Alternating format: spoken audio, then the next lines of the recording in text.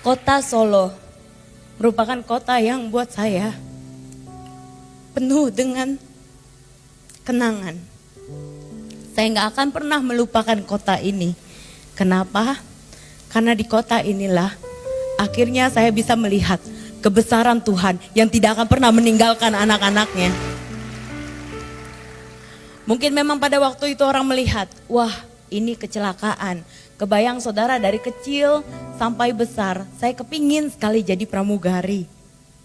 Pada waktu tadi pesawat mendarat, tepat di kota Solo, refleks air mata saya netes. Kenapa? Karena ternyata hidup saya berubah. Mungkin sekeliling saya berpikir, wah Laura tamat sudah, Laura gak ada lagi. Semenjak dia mengalami kecelakaan di mana pesawat tempat saya bertugas hari itu pada waktu mendarat tiba-tiba pesawat ini keluar landasan, nabrak pagar dan berhenti tepat di atas kuburan. Itu terjadi di tahun 2004. So hari ini saya masih bisa bertemu dengan saudara-saudara sekalian. Hari ini masih bisa berjalan dengan tongkat dan masih diberikan kehidupan. Ini semua hanya karena kebaikan Tuhan saja. Ketika pesawat ini mendarat yang tadi keluar landasan berhenti di atas kuburan.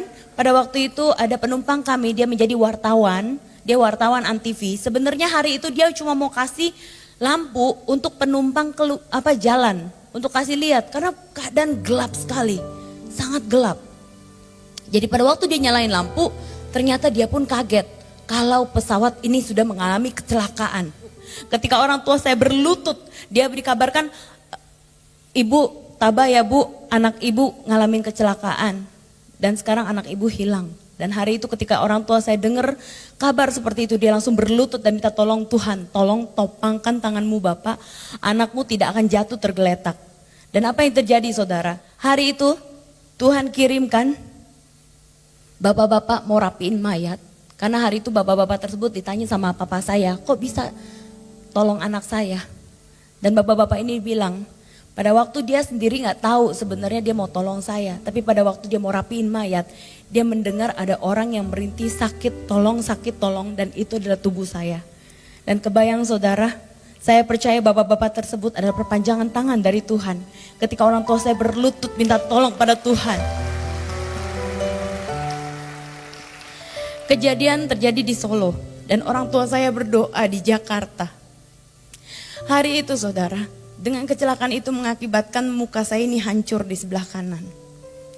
Tulang pipi saya itu tadinya kebacok, tapi remuk. Jadi matanya jatuh ke bawah, tangannya copot, pinggangnya patah dan kakinya patah. Patahnya seperti yang tadi saudara bisa lihat, dengan keadaan daging betisnya itu hilang sebesar tangan. Usia saya pada waktu itu 19 tahun. Hari itu saudara, saya seorang anak yang setiap kali dibilangin orang tua gak pernah mau dengar. Tapi dalam keadaan saya hancur dan terluka, Tuhan buka mata saya bahwa ternyata orang tua saya yang tidak pernah saya hormati, dia tetap terus ada menemani saya. Kalau orang tua saya aja yang di bumi bisa seperti ini, dia gak lihat apa yang saya lakukan, tapi dia tetap tulus merawat tubuh saya. Saya melihat apalagi Bapa saya yang ada di surga. Beri kemuliaan buat Tuhan.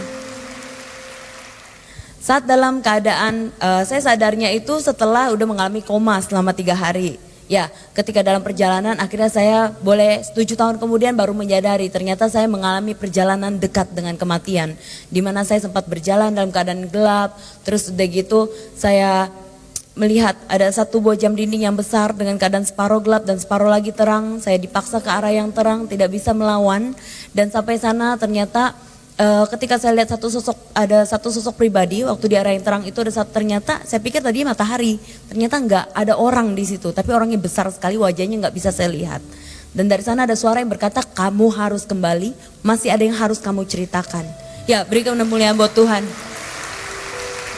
Saya nggak tahu apa itu, tapi saya percaya sekarang itu adalah perjumpaan pribadi saya dengan Bapak. Karena dari situ saya bisa merasakan cintanya yang begitu tulus luar biasa. Nah, singkat cerita ketika saya terbangun, saya ada di ruang ICU dan mama saya terus panggilin nama saya. Kalau saudara bisa lihat ini keadaan kaki saya, di tengah-tengahnya itu ada putih-putih ya. Ya kelihatan ya, benar itu tulang kaki saya. Jadi dengan keadaan pen itu nancep sampai ke tulang. Butuh proses dan waktu yang begitu lama. Total operasi yang saya harus jalani banyak sekali. Di bagian wajah saya ini 5 kali, tangan saya copot, kembali pinggang udah lebih baik, kaki dari 2004 sampai 2017 bulan Juni kemarin 19 kali. Banyak sekali saudara. Tapi seperti yang saudara lihat hari ini, saya masih bisa berdiri tegak. Itu semua hanya karena kekuatan dari Tuhan saja. Apa yang Tuhan buat dalam hidup saya memang gak mudah untuk saya bisa memahami saudara. Tapi saya selalu ingat ketika dalam keadaan saya down, ketika dalam keadaan saya lemah, ketika dalam keadaan saya gak mampu lagi untuk menatap orang yang melihat saya. Saya cuma bilang, Ma, aku tuh dari kecil kepengen gede jadi pramugari. Tapi sekarang aku cuma terbaring lumpuh di atas ranjang. Apa yang harus aku lakukan? Dan saya selalu ingat orang tua saya selalu bilang, mama saya, nah dalam setiap apapun yang terjadi dalam hidupmu, tetap bilang Tuhan Yesus itu baik. Mama yakin Tuhan akan buat kamu normal, jauh lebih cantik daripada sebelumnya. Saudara, gak gampang saudara, muka penyok, mata keluar. Bagaimana saya bisa lihat gambaran cantik itu? Tapi sekali lagi, dalam keadaan seperti itulah, saya gak akan lupa lagu G. Saya ingat sekali dulu orang tua saya bilang, udah mending kamu nyanyi deh daripada kamu nangis terus. Daripada ngomongnya mati terus dia bilang. Saya ingat lagunya kayak gini. Dari semula telah kau tetapkan hidupku dalam tanganmu, dalam rencanamu Tuhan.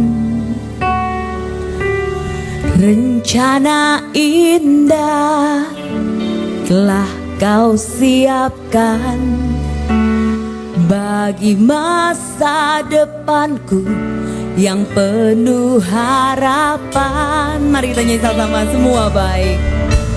Semua baik, semua baik. Apa yang telah kau perbuat di dalam hidupku, semua baik, sungguh teramat baik.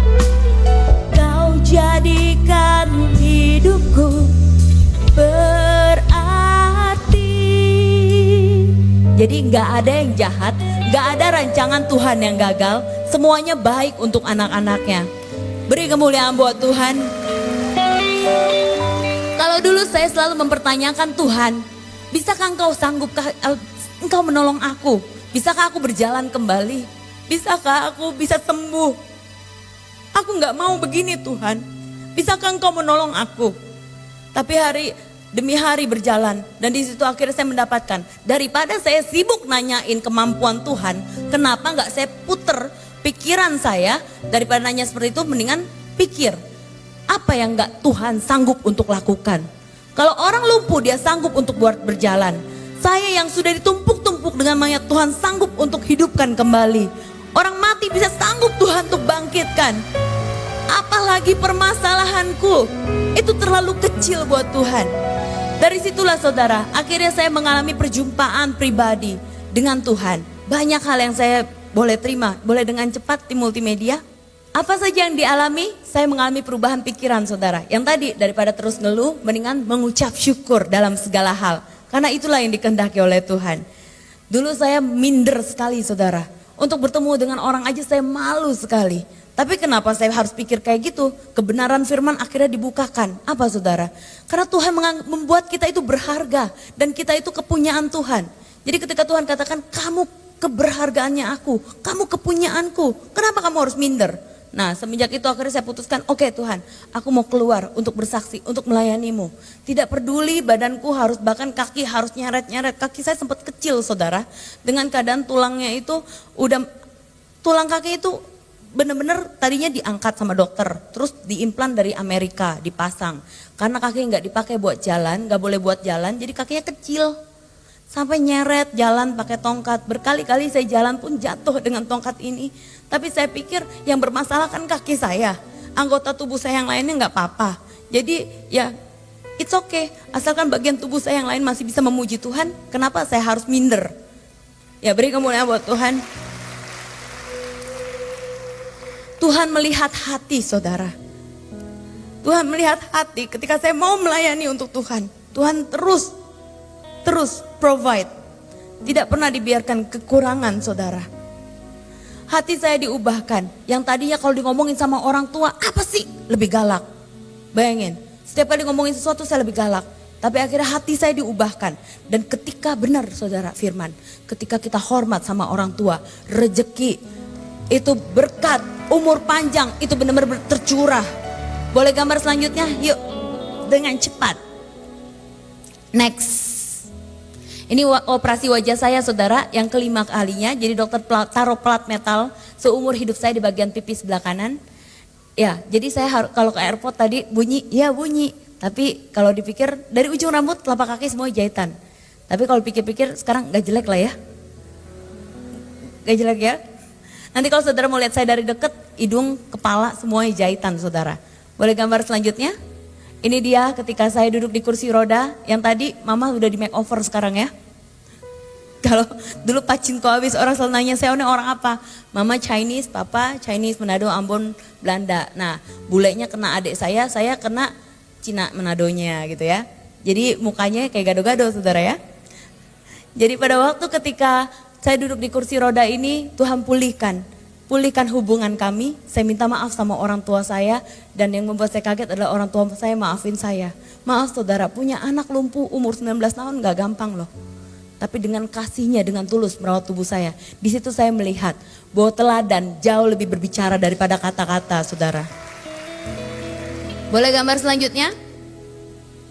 Perubahan hidup, itulah yang saya alami. Banyak sekali yang saya terima dari Tuhan saudara. Ketika kita sungguh-sungguh setia sama Tuhan, dia gak akan pernah ninggalin anak-anaknya saudara. Tuhan kita adalah Tuhan yang sungguh luar biasa saudara. Ya beri kemuliaan buat Tuhan. Boleh gambar selanjutnya? Ketika saya pulang ke Indonesia, sahabat-sahabat saya datang menyambut saya saudara. Saat itu hati saya hancur sungguh hancur.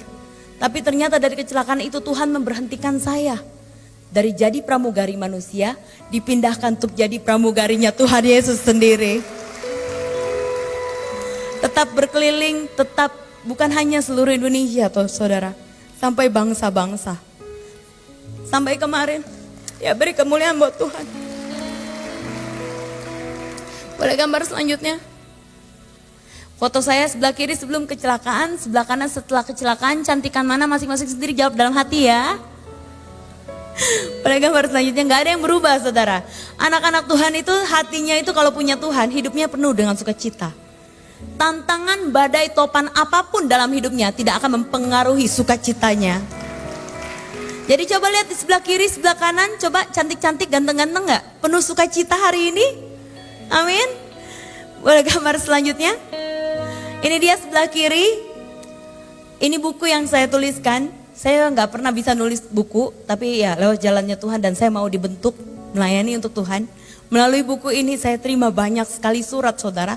Di mana ada surat-surat yang ngomong, ya kakak begitu saya baca saya terinspirasi sekali. Saya gak jadi bunuh diri, saya jadi semangat baru. Saya bilang itu semua hanya karena Tuhan saja. Di sebelah kiri ini bukunya sudah bagus saudara. Dulu waktu saya nulis saya gak tahu siapa yang mau beli saudara. Bayangin, dulu covernya merah. Dan ketika buku ini terbit ternyata promosi itu selalu datangnya dari Tuhan. Ketika buku ini ada di toko buku, ada bapak-bapak jalan-jalan di toko buku beli buku saya, dan bapak-bapak ini adalah Andi Esnoya. Dan saya diundang dalam acara Kick Andy saudara. Gak sampai 1 tahun buku ini laku begitu banyak, puluhan ribu kopi. Jadi sekarang buku ini saya pakai untuk balik lagi, menghasilkan buah-buah. Kalau saudara lihat lambang ini di toko buku Gramedia, itu punyanya Tuhan yang boleh kami dipercayakan untuk dikelola. Boleh gambar selanjutnya? Banyak buku, banyak sekali saudara yang gak bisa kami taruh satu persatu. Tapi sekarang yang sedang kami siapkan adalah tangan Tuhan sedang merendah. Jadi ibu-ibu, bapak-bapak, jika ada yang punya kesaksian, nanti akan lihat di akhir kesaksian saya akan taruh alamat untuk bisa dikontak. Banyak sekali yang Tuhan buat dalam hidup saya. Banyak sekali saudara. Kalau hari ini ketika saya mendarat di kota Solo, air mata saya menetes. Begitu banyak menyimpan kepedihan. Kenapa? Karena teman yang duduk di sebelah kanan saya kepalanya hancur ketika meninggal. Kapten yang duduk di belakang saya meninggal, saudara. Semua penumpang bisnis meninggal. Sekeliling saya semuanya meninggal. Saya bertanya kepada Tuhan, kenapa saya harus menjalani pengobatan dari 2004 sampai begitu lama? Pernah saya bertanya seperti itu. Harus ngalamin kelumpuhan. Kenapa Tuhan? Kenapa aku gak ikut aja sama mati sama teman-temanku? Tapi apa yang terjadi saudara? Kalau Tuhan katakan belum waktunya. Justru aku masih kasih kamu kesempatan untuk memuliakan namaku. Pakai itu. Sekarang kebayang Tuhan begitu baik dalam hidup saya. Jika saya putuskan untuk berhenti melanjutkan hidup saya pada waktu itu ketika ngalamin kecelakaan itu. Jika saya putuskan untuk tidak bangkit kembali, mungkin saya gak bisa terima begitu banyak yang Tuhan sediakan untuk saya. Sampai bulan Maret kemarin, ada waktu ketika saya diundang oleh pemerintah Korea. Untuk pemerintah Korea meminta bantuan untuk buku-buku di Korea diterbitkan di Indonesia. Di situ di satu forum itu saya didudukan dengan ternyata firman berbicara kembali. Aku akan mendudukan engkau dengan para raja-raja. Dari Vietnam, dari Thailand, dari China, dari seluruh dunia saudara. Siapa saya? Saya bukan siapa-siapa. Tapi saya punya Bapa yang sangat-sangat luar biasa saudara. Penantian begitu panjang, terus berharap pada Tuhan apapun keadaanmu. Dan ketika tanggal 27 Maret kemarin, Tuhan kasih saya hadiah yang sungguh luar biasa. Apa saudara? Waktu saya doa, selesai doa, pada waktu hari saya ulang tahun tanggal 25 Maret, terus udah gitu saya diingatkan, ayo minta hadiah. Terus saya bilang, ya Tuhan, izin deh, semuanya udah engkau kasih, mau minta hadiah apa gitu kan? Terus cuma saya bilang, Tuhan gini deh, kasih tahu aku gimana caranya untuk bisa menyenangkan hatimu.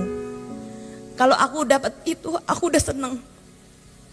Tanggal 27 Maret saudara, ketika pada waktu ketemu dokter, dokter bilang hasil CT scan saya di kaki, dia bilang gini, Laura, ini hasil CT scan kamu sudah membuahkan hasil yang baik. Jika Tuhan izinkan tahun ini bukan hanya saja bisa berjalan, tapi kamu bisa menari dan juga berlari.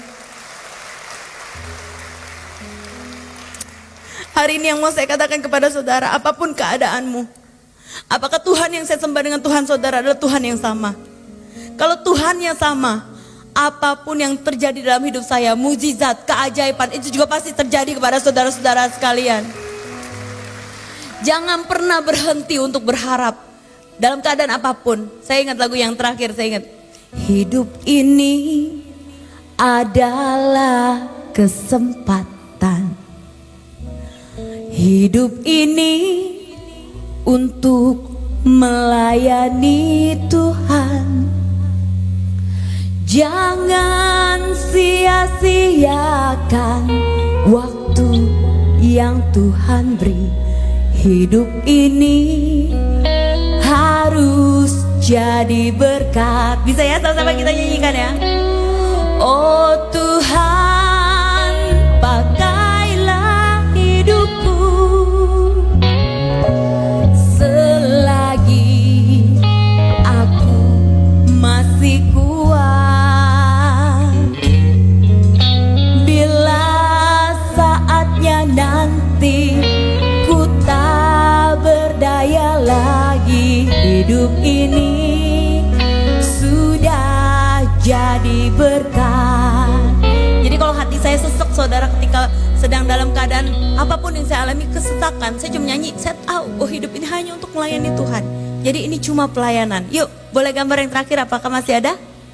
Ini dia saudara, untuk bisa kontak saya, saudara jangan sungkan untuk kontak saya. Yang pasti kami sedang membuat buku-buku tentang kesaksian, di mana buku itu akan dijadikan satu tentang tangan Tuhan sedang merendah. Jadi jangan simpan kesaksian, ayo kita bagikan biar nama Tuhan dimuliakan.